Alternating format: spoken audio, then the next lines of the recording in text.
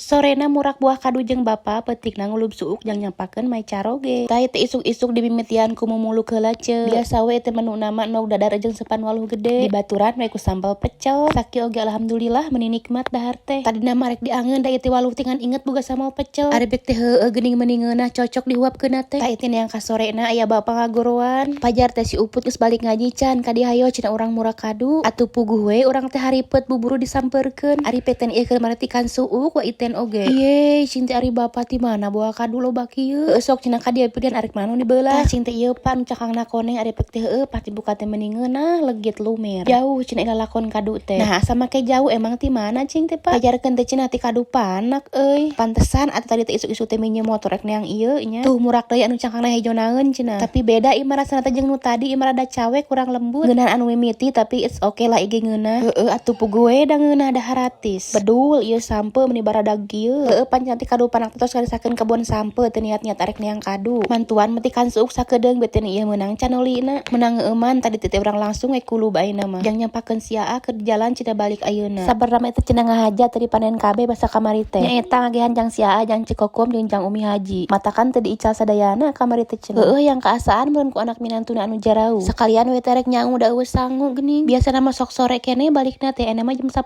can jo. Heueuh pan cenah gawe heula turun jagana asar. Heueuh tungguan we cenah paling nepi jam 11 peuting.